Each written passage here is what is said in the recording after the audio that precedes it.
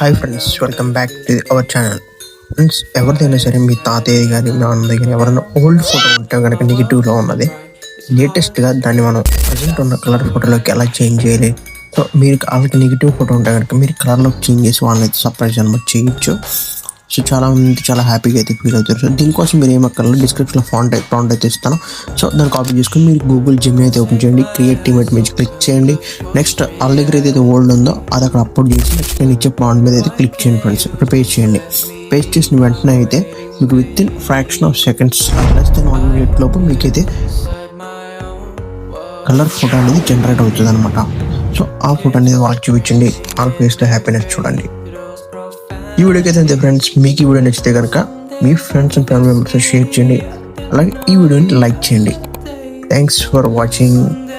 Thank you.